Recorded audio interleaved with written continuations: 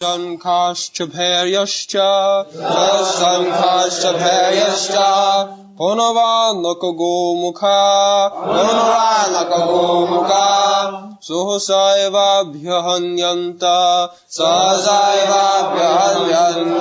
Sashabdastumulo bhavat. Translation. After that, the conch shells, bugles, trumpets, drums, and horns were all of a sudden sounded, and the combined sound was tumultuous. So there are mention of various types of musical instruments. Those instruments are no longer in use, but different types of bugles, drums, kettle drums, as it is used in modern days. So the same principle, by musical instruments, the soldiers are kept alive, so they can fight nicely. When simultaneously all the instruments were sounded, it became tumultuous. Next verse. Tato sitei hai jukta jukte mahati sandani. Tatak shvetar hayar yukte Mahati syandane stito Madhavah pandavaschaiva Divyo shanko pradadmatu. Translation. On the other side, both Lord Krishna and Arjuna, stationed on a great chariot drawn by white horses, sounded their transcendental conch shells. So you have seen the picture. Krishna is driving 4 white horses. In contrast with the conch shell blown by Bhishma Deva, the conch shells in the hands of Krishna and Arjuna are described as transcendent. Krishna is transcendent. Narayana para abhaktya. Krishna is not of this material world. Krishna's body, Krishna's activities, everything of Krishna, they are transcendental. They are not of this material world. Dibbam. In the Chatushlaki Bhagavatam, it is said, when Krishna was instructing Brahma, Ahameva asam agre, before this material creation, I was it. The Vedas also, it is said, Eko Narayana Asi, before creation, only Narayan was there. So, Krishna's position is always transcendent. He is not any creation of this material world. But because he comes just like a human being and acts also just like human being, those who are less intelligent, avajananti, they think of Krishna as ordinary human. Avajananti mang mudha. Mudha means asses or less intelligent class. They cannot understand Krishna's position. Krishna's position is always transcendent. When Arjuna inquired from him about his instruction to Sangha, Krishna said, Imam vivassate yogam praktavan aham abhyam. This bhakti yoga, as mentioned in the Bhagavad Gita. Bhagavad Gita is bhakti yoga, to understand the Supreme Personality of God. So this literature is also transcendent. Bhakti is also transcendent. Bhakti is not any activities of this material world. Janma karma me dibbam. So bhakti is activity in relationship with Krishna. Therefore, it is not material. Sagunan samatitaitan brahma bhuyaya kalpa. Manchabhya vicharini bhakti yogina jana. Bhakti yoga is transcendental. And because Krishna is transcendental, you cannot understand Krishna by any material method. Therefore Krishna says, Bhaktya mam avijana. The method also is transcendental, not of this material. So, if we can understand simply these facts, that Krishna is transcendental, Krishna's name is transcendental, Krishna's form is transcendental. Satchidananda Vigraha. Ishara Parama Krishna. Satchidananda Vigraha. Krishna's body is Sat Chit Ananda. Not body like this. This body is Asat, Achit and Nirananda. Just the opposite. This material body is Asat. Asat means temporary. It will not exist. But Krishna's body is not like that. Krishna's body is eternal. That is Chit, Sat Chit, full of knowledge. So, less intelligent class of men, they cannot understand Krishna. Therefore, Shastra says, Atas Sri Krishna Namadi na bhaved grayam indriyai. This indriya, these material senses, cannot speculate to understand the Supreme Personality. That is not. Samayeva hi kevala.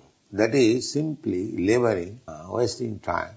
Krishna should be understood as Krishna says. He can explain himself. Nobody can explain. Because our senses are imperfect. We are deficient by 4 kinds of faults. We commit mistake. We are illusioned. With imperfect senses we try to speak transcendental knowledge. Therefore, cheating with imperfect. They will say, probably, maybe, this is the so-called scientist language. That means imperfect knowledge, still they want to teach. This is cheating. Knowledge must be perfect. Then you can teach others. So our process is to receive the perfect knowledge from the perfect source and receive. We don't manufacture. Therefore we are presenting Bhagavad Gita as it is. As it is. The Bhagavad Gita is already perfect. Why shall I interpret with my imperfect senses? This is cheating. People want to be cheated. Vanchita vanchak sampradaya. The whole world is full of cheaters and cheated. Because they want to be cheated. There are so many cheaters. They don't want real thing. Here is the real thing, Bhagavad Gita. The Supreme Personality of Godhead speaking personally about himself. Why should we interpret? Does it mean that the Supreme Personality of Godhead, the Supreme Authority, left something unexplained to be interpreted later on by some rascals? No. But the rascals dare. They interpret. That is cheating. That is another part. There are 645 editions of Bhagavad Gita. Simply cheating. Amongst them there are big scholars. Not scholars or rascals, but they cheat. They pose themselves as scholars and people want to be cheated. So they take their words. So they cannot understand Krishna. Cheated. They take the shelter of the cheaters. Therefore they are cheated. The Maya is very strong. Maya always dictates so that we may be cheated. Why you are taking Krishna as the Supreme Personality? Don't take. He is ordinary man. You can be also equal with Krishna. You also become God. You become also incarnation. This is going on. And people flock there because they want to be cheated. What Krishna says, they will not accept. Krishna says, Sarva dharman parityajya mamekam saranam. Only take to Krishna consciousness. Sarva dharma. Because any dharma which is not approved by the Supreme Lord, Krishna, that is not dharma. Dharmantu sakshat bhagavat pranitam. A human being or a demigod or very exalted person cannot manufacture dharma. That is not possible. Real dharma is given by the Supreme Personality of Godhead, Krishna. And that real dharma is stated in the Bhagavad Gita, Sarva dharman parityajya mamekam saranam vraja. Just surrender. This is real dharma. Surrender to Krishna and follow his instruction, your life is perfect. Because you follow the perfect instruction, therefore you are also perfect. Simple process. To become perfect, we have to follow the perfect instruction. So in the Bhagavad Gita, there is perfect instruction. And if we take it as it is and follow it, then we become perfect. To become perfect is not very difficult job. But because we don't want to become perfect, because we want to be cheated, we do not become perfect. This is the difficulty. So, we should know from the very beginning that Krishna is transcendent. And all his activities, they are all transcendent. Although Krishna appears just like ordinary human being, he does not appear like ordinary human being because Krishna, when he was 3 months old only, he killed the Putana Rakshasa. A 3 months old child cannot kill such giant demon. It is not possible. Krishna, when he was 6 or 7 years old, he lifted the Govardhan hill. Now what is the difficulty for Krishna? If Krishna can float big gigantic planets in the air, just like cotton swab floating, is it very difficult for Krishna to lift a mountain with his hand, with his finger? That is not difficult for Krishna. But those who want to be cheated, when Krishna shows his transcendental strength, they don't believe it. Another thing. These are called mythology. As if Vasudev wrote this Srimad Bhagavatam to put before these rascals some mythology, some imaginary thing. Just see how they want to be cheated. Such an exalted personality like Vasudev, who has given us the Vedic literature, he presented something which is imaginary. What business he has got? Therefore sometimes these cheated people, they deny to accept that Bhagavata is written by Sri Vasudev. But those who are actually acharyas, those who can guide us, like Shankaracharya, Ramanujarya, Madhyacharya, big Chaitanya Mahaprabhu, they do not say like that it is mythology, it is imaginary. They accept as it is. So we have to follow this Mahajana. Mahajana jena gatasya pantha dharmasya tattam nihitam guhaya. We have to follow great personalities, acharyas. Acharyavan purusha veda. One who has taken shelter of acharya, bona fide spiritual master. He knows acharyavan purusha veda. Because he is receiving the right knowledge from the right source. Acharya, evam parampara pratam, imam rajasayo vidu. Acharya means by disciplic succession. As Krishna says, disciplic succession, all the acharya will say the same thing. They will not change. They will not interpret. They can explain. But the original fact is not distorted.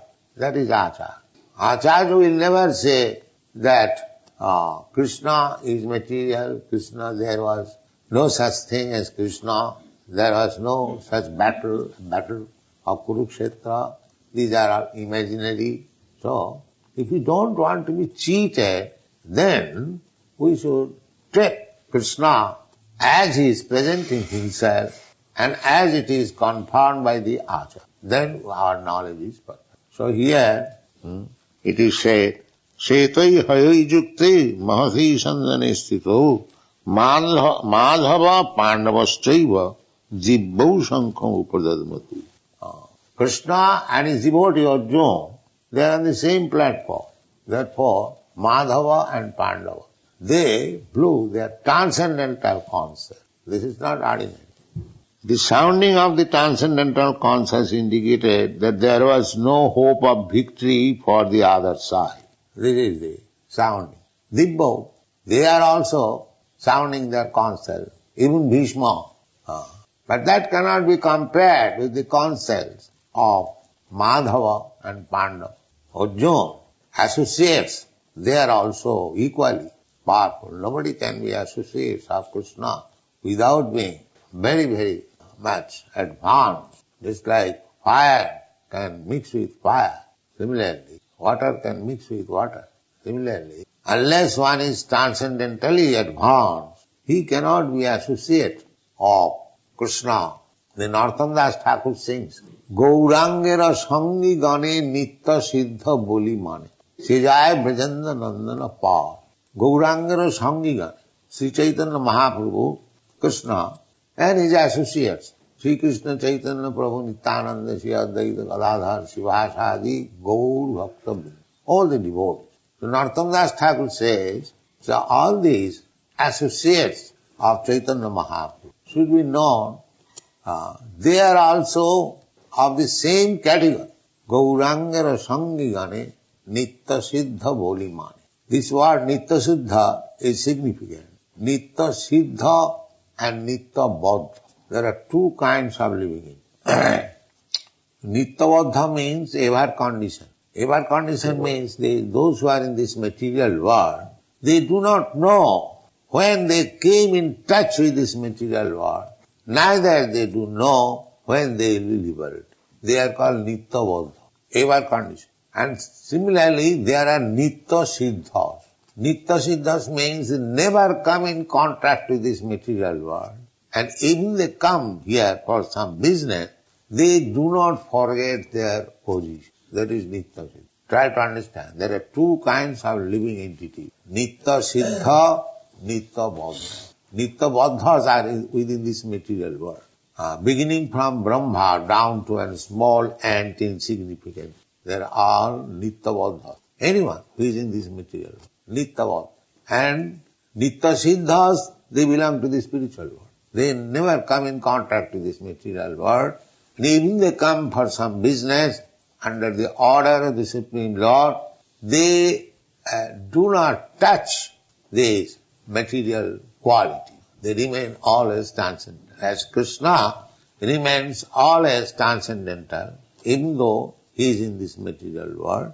Similarly, Krishna's Nitya Siddha associates, they are also transcendental. They never touch this material. So, try to understand the position of Krishna. Krishna is Narayana Abbhakti. Para, transit, Para Abbhakti. That is Purushottam Yoga in the Bhagavad Gita. Krishna has said, anyone who has understood me, Ajam, Abhayam, Ajam, I never take birth in this material world, neither I am deteriorated by material contact.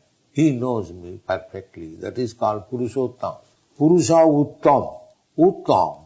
Uttam means not of this material world. Ut means above. And Tama means this darkness. So Uttama means above this darkness. So Uttama Purusha. Purusha Uttama. Purusha, we are also, Purusha means enjoyer. Prakriti means enjoyed. So actually, we are not Purusha. We are Prakriti. That is stated in the Bhagavad Gita. Aparayam itastu vidhi me prakritim para. Jiva bhuta mahabhava jayedam dhardyati. Aparayam, these material elements, bhumi, rapa, nalo, vayu, earth, water, fire, air, sky, mind, intelligence, bhinnami, prakriti, astadha. These are separated energies, material energies of Krishna. They are also Prakriti. As this material world is Prakriti, similarly, there is another Prakriti. Krishna gives information. Aparayam itasu vidhimi prakritim para. But that is para Prakriti. So we are not Purusha. We are Prakritis. Although by materially dressed, we appear to be Purusha. Actually, we are not Purusha. Just like if you dress one woman like a man, that does not mean she has become man. She is woman. Similarly, we are Purusha in the sense that we are trying to imitate the Supreme Purusha, Purushottam. Krishna is the Supreme Enjoyer. We are trying to become imitation Krishna. Just like so many rascals, they declare that God, I am God. That is this last snare, Mahabharata. First of all, we try to become enjoyer like the head of the family, man or minister or this and that, so many. Everyone is trying to become head, enjoyer. And at last, being baffled in every respect, he wants to become God. This is the last snare of Maya. Nobody can become God. He is Purushottam and we are Prakritis. Artificially, how we can become enjoyer?